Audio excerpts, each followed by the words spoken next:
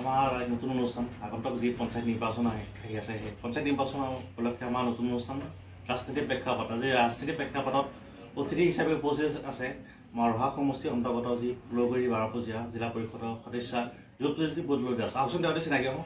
নমস্কাৰ। হয়, আপোনাৰ দলৰ যি বিশ্বাসটো আপোনাৰ ওপৰত দেখুৱালে আপুনি কি ক'ব? দলে আজি মই ভাৰতীয় জনতা পাৰ্টি হৈ ইমান দিনে যি মই কৰি আছিলোঁ তেওঁলোকক দলৰ হৈ তেওঁলোকে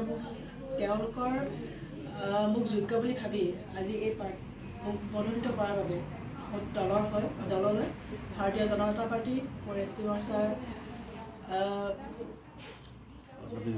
বিষয়াসকলক বহুত বহুত ধন্যবাদ জনাইছোঁ। আপুনি আপুনি বিজেপিৰ লগত জড়িত হৈ আছে, সেই হিচাপে আপোনাক যি বিশ্বাস ৰাখি এটা সন্মানীয় জিলা পৰিষদ যেতিয়া আপোনাৰ যেতিয়া মনে আছে দিছে কি ক'ব? আৰু ৰাইজে বহুত আশা লৈ আপোনাক এবাৰ আগবঢ়াই দিছে আৰু কালি যি আপোনাক মনোনয়ন দিব গৈছে বিপুল সংখ্যক সমৰ্থক লৈ কালি গৈছে আৰু অহা সমষ্টিত আপুনি সৰ্বাধিক সমৰ্থক লৈ গৈছে সদায় চৰ্চা আছে, কি ক'ব? তেওঁলোকলৈ মই যিসকল মোৰ লগত গৈছে সমৰ্থক হিচাপে বা মোৰ প্ৰতি আস্থা ৰাখি যিসকল মই আগবঢ়াই লৈ গৈছে তেওঁলোকলৈ মই বহুত বহুত ধন্যবাদ জনাইছোঁ। আৰু যিটো আমাৰ আগন্তুক পঞ্চায়ত নিৰ্বাচন অহা 7 মে'ত হ'ব, বহুতো আপুনি ৰাইজৰ মাজত যাবলগীয়া, কাইলৈ যাব, আজি যাবলৈ ওলাইছে, ভোটাৰৰ মাজত যাব, কি আপুনি উদ্দেশ্য ৰাইজৰ মাজত আপুনি স্থাপন কৰিব? কি আশা বহুত সমস্যা আছে, কৰিবলৈ কামো আছে বহুতখিনি, কি কৰিব?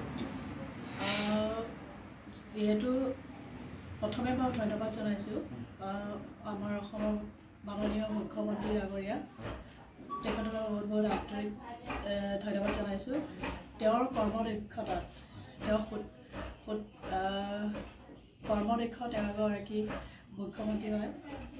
তেখেতে আজি আমাৰ অসমৰ হৈ যিমানখিনি উন্নয়নৰ আগবঢ়াই লৈ গৈছে, উন্নয়নৰ দিশটোত বিভিন্ন ধৰণৰ আঞ্চলিক মহিলাসকলৰ লগত হওক, ৰাস্তা ঘাটৰ ক্ষেত্ৰত হওক, নিবনুৱা সমস্যা হওক, তেওঁ অসমৰ ইমানে আগুৱাই লৈ যাবলৈ চেষ্টা কৰিছে।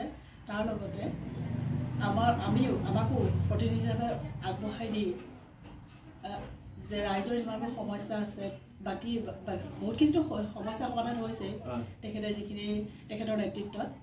গতিকে আমিও বাকী থকা ৰাইজৰ যি সমস্যা আমি সেইখিনি সমাধান কৰিবলৈ আমিও চেষ্টা কৰিম বুলি ভাবি ৰাইজৰ মাজলৈ ওলাই আহিছোঁ। আপোনাৰ জিলা বিষয়ে যথেষ্ট ডাঙৰ নতুনকৈ সোমাইছে পঞ্চায়ত আগতে যিকেইটা বতৰৰ সমষ্টি হৈছে বা গোটেই সমষ্টি বহুত ডাঙৰ এটা জিলা পৰিষদ আপোনাৰ ৰহা সমষ্টিৰ ভিতৰত কি ক'ব? নতুনকৈ বহুত কিছু সোমাইছে কাইলৈ আপুনি আৰু লগতে আপোনাৰ যিবিলাক ভোটাৰ আপোনাৰ নতুনকৈ সোমাইছে লগতে